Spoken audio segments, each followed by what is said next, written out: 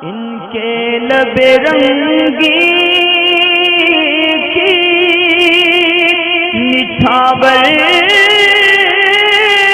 थी कि जिसने। इमरान भाई मालूम ये करना चाहते हैं कि नमाज के अंदर शर्त और फ़र्ज़ के अंदर क्या फ़र्क है, यानी नमाज के फ़राइज़ और शराइत में क्या फ़र्क है। और बाज़ किताबों में ऐसा देखा भी गया है कि वो फ़र्ज़ और शर्त दोनों को मिलाकर एक ही कर देते हैं तेहरा, क्योंकि इससे क्या होता है कि दोनों चीज़ें नमाज, दोनों चीज़ों की कमी से नमाज नहीं होती। तो इसलिए बाज़ छोटी किताबों में ये चीज़ देखी जाती है कि उसको मिलाकर एक साथ लिख दिया जाता है कि नमाज में 13 फ़राइज़। हालांकि ऐसा नहीं है, जो शर्त हैं वो शर्तों में लिखनी चाहिए और जो फ़र्ज़ हैं वो फ़र्ज़ों में लिखनी चाहिए। फिर अवामुन्नास के अंदर इस तरीके की छोटे रसाइल और किताबें देखकर थोड़ी गलतफ़हमी हो जाती है कि बाज़ किताबों में नमाज की 6 शर्तें और 7 फ़र्ज़ अलग लिखे होते हैं, लेकिन कुछ लोग उसको एक साथ 13 मिलाकर लिख देते हैं कि नमाज के 13 फ़राइज़। ये बिल्कुल उसी तरह है जैसे कलाम पाक के अंदर अगर लफ्ज़ अल्लाह को अगर हिज्जे कराई जाए तो बहुत सारे लोग बल्कि 99% उसको अलिफ से अल्लाह करके हिज्जो करेंगे।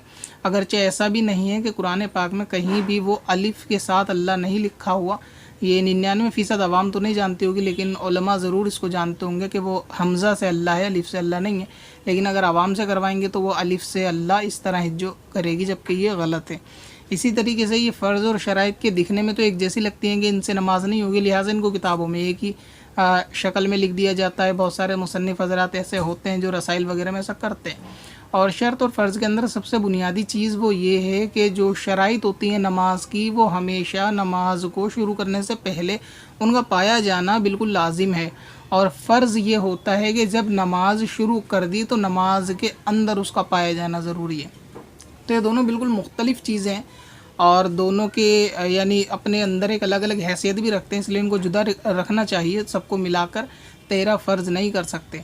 शराइत का फ़ायदा ये होता है कि अगर किसी शख्स ने शर्त अदा नहीं की नमाज की, जैसे कि तहारत हासिल करना या नमाज का वक्त होना, तो ऐसी सूरत में नमाज शुरू से स्टार्ट नहीं होगी। यानी वो पहले शर्तें निभा कर आएगा 6, जब वो मुसल्ले पे खड़ा होकर नमाज़ पढ़ेगा तो उससे पहले वो 6 शर्तों को पूरा कर चुका हो। तो शर्तों का फ़ायदा ये होता है कि शर्त अदा करने से नमाज शुरू हो जाती है। और नमाज में फ़र्ज़ ये होता है कि जब तक नमाज में कोई फ़र्ज़ नहीं छोड़ा, जब तक नमाज उसकी सही चलती है। जहाँ से उसने कोई नमाज का फ़र्ज़ छोड़ दिया तो ऐसी सूरत में नमाज वहाँ जाके टूटेगी।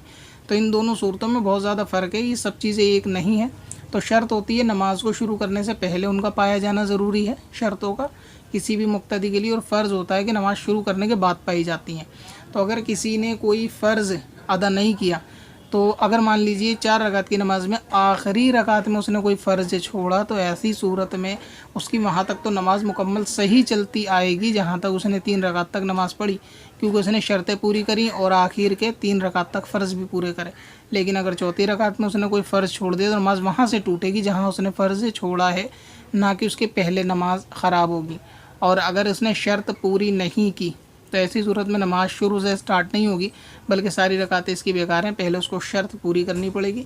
तो ये शर्त और फ़र्ज़ के अंदर थोड़ी तफसील है कि उसका पाया जाना नमाज शुरू करने से पहले ज़रूरी है, और फ़र्ज़ का पाया जाना मुसल्ले पे नमाज के बाद अदा करना, नमाज के अंदर अदा करना उसको ज़रूरी है। पत्थर में हसन लाले पुरनवार बना